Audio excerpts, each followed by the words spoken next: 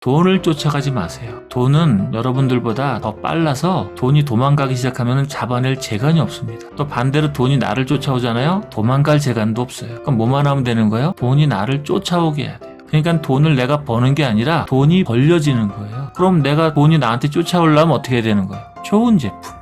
근소한 물리적 차이점, 이것을 주된 심리적 차이점으로 기존 고객의 이야기를 확대 재생산하면서 꾸준한, 이거밖에 없다니까. 근데 진짜 인간적으로 말씀드리는 건데 무슨 묘수가 있겠습니까? 네, 박사님 안녕하세요. 저는 그 여성용 레깅스를 판매하고 있고요.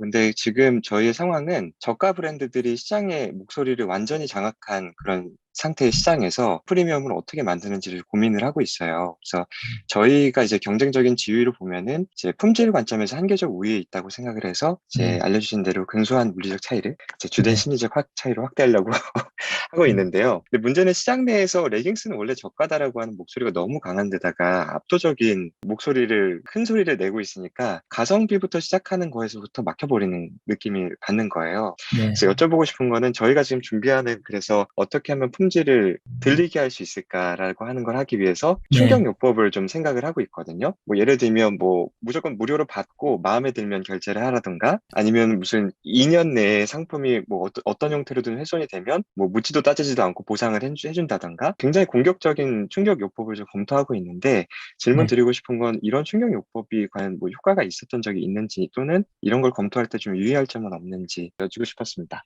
알겠습니다. 지금 앤드류 님이 얘기하신 것은 제품의 네. 10가지의 속성 중에 보상에 대한 거죠. 개런티, 보증에 대한 거죠. 제가 1998년에 케이스라고 하는 학습지 할 때에도 케이스를 보고 대학에 못 들어가신다면은 환불해 드리겠습니다, 이런 얘기를 했었고, 나중에 환불해 간 사람은 역시 한 500명 정도가 환불을 해갔어요. 그러니까 제품에 대한 자신이 있다면은 이런 환불, 보증과 같은 전략을 쓰는 것은 유효하죠. 다만 시기적으로는 제품이 처음 나올 때 쓰는 것이 더 효과가 있습니다. 왜냐하면 처음 나올 때 시장에 이제 침투할 때 이런 보증 방법을 쓰는 것은 효과가 더 많겠죠. 지금 레깅스 같은 경우는 시장에 나온 지가 좀 오래되었죠? 예, 나온 지는 지금 4년 차인데요. 근데 인지도는 거의 없습니다. 사실 10%밖에 몰라요. 그러시다 그러면은 뭐 신제품 출시 시기와 비슷하다라고 가정할 수 있으니까 그런 방법을 쓸 수는 있겠죠. 하지만 너무 막무가내로 하시는 거는 좀 조심해야 됩니다. 그래서 따져야지 돼요. 제가 환불 화장품 할 때도 그렇고 케이스 할 때도 그렇고 보호 장치를 좀 만들어 놓고 했어요. 그래서 그 사람이 대학교에 떨어졌다라는 거를 확인해야 되거든요. 근데 선생님한테 나 대학교 떨어졌어요, 도장을 받아오겠거든요. 그러니까 대학교 떨어진 것도 짜증나는데 그 도장까지 받아오라 그러면 더 짜증나겠죠? 그래서 이제 안 하게 되는 거예요. 그래서 조건을 좀 걸어놓고 하는 게 좋아요. 그리고 이런 보증 프로그램이 우리나라 홈쇼핑에서 보증을 많이 했잖아요. 한 달 이내에 무조건 반품 가능, 뭐 이런 얘기를 많이 했잖아요. 그래서 반품률이 거의 20% 가까이 올라옵니다. 제가 1990년대 할 때는 반품률이 1%도 안 됐거든요. 근데 홈쇼핑이 그 보증을 너무 많이 하는 바람에 반품률이 20% 가까이 올라와요. 그래서 반품이 들어왔을 때 어떻게 할 것인가, 그것에 대한 판단도 좀 하셔야지 돼요. 애플 컴퓨터도 이제 반품 이런 거가 많이 들어오죠. 리퍼 이런 게 많이 들어오잖아요, 중고. 그거를 이제 다시 리퍼 제품으로 판매할 수 있는 루트를 만들어 놓으면 그건 괜찮아요. 괜찮은데 반품에 대한 기준을 좀 설정하시고 하셔야 된다. 이게 첫 번째 말씀인 거고, 이것과 더불어서 앤드류 님이 지금 저한테 근소한 물리적 차이점을 확대하려고 하는데 잘 안 된다, 이렇게 얘기하셨잖아요.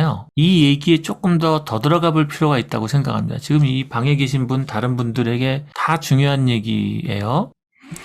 저한테 질문 주시는 뭐 거의 대부분이라고 해야겠죠. 이런 겁니다. 우리 제품을 내놨더니 시장에서 생각보다 반응이 없어요. 어떻게 하죠? 이 질문이 대부분이에요. 여러분, 이 질문에 대해서 한번 인간적으로 생각을 해보겠습니다. 우리 제품을 내놨더니 시장에서 반응이 없어요. 어떻게 하죠? 이 질문의 이면을 봐보세요. 내가 원하는 만큼의 사람들의 반응은 없지만 작은 수의 소비자들은 반응하고 있는 거죠. 예를 들어서 지금 앤드류 님이 저한테 생각보다 많이 안 팔려요 라고 얘기했지만, 생각보다 많이는 안 팔리지만 생각보다 덜은 팔리는 거잖아요. 그래서 뭐 몇백 명이 됐건 몇천 명이 됐건 사는 거 아니에요. 그럼 그 사람들은 왜 사냐 이거야.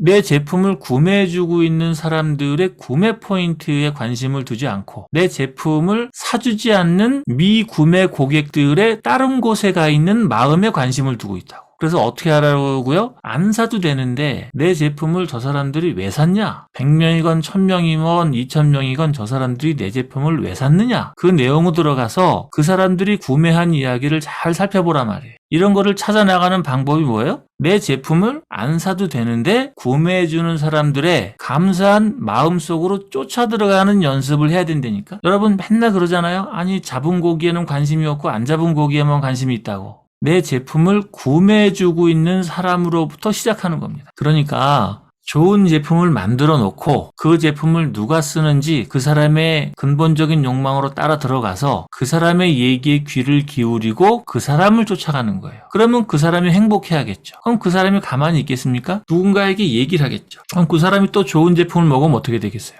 또 비슷하게 반응을 하겠죠. 그 다음에 뭐만 하면 되는 거예요? 인내만 하면 되는 거예요. 인내만. 제 리더십 수업에서 행운을 불러오는 마지막 덕목이 뭐예요? 참을성이에요. 참을성.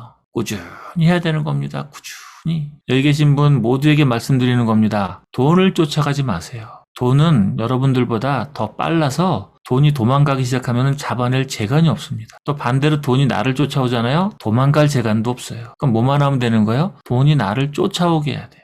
그러니까 돈을 내가 버는 게 아니라 돈이 벌려지는 거예요. 그럼 내가 돈이 나한테 쫓아오려면 어떻게 해야 되는 거예요? 좋은 제품. 근소한 물리적 차이점. 이것을 주된 심리적 차이점으로 기존 고객의 이야기를 확대 재생산하면서 꾸준한 이거밖에 없다니까. 근데 진짜 인간적으로 말씀드리는 건데 무슨 묘수가 있겠습니까? 한 10년은 해야지 사람들이 그렇구나. 제가 참 훌륭한 사람이구나. 이렇게 되는 게 되겠죠. 자, 그럼 여기까지 하면 또 이런 얘기들 하십니다. 제품의 차별점을 어떻게 만들어내요? 우리 제품은 너무 뻔해서 차별점을 만들 수가 없답니다. 절대 그렇게 생각하지 말라고. 끊임없는 고통의 발견과 해결. 이것이 사업의 시작입니다. 돈을 쫓아가지 마시고 고통을 쫓아가셔야지 돼요. 근본적인 문제에 누가 도전을 한다니까. 그래서 여러분들이 하시는 모든 문제의 근본적인 고통에 대한 해결, 이게 가야 되는 겁니다. 근본적인 욕망을 찾아간다. 근소한 물리적 차이점을 건성건성 생각하지 마시고 한 번 더, 한 번 더, 한 번 더. 감사합니다. 네, 알겠습니다.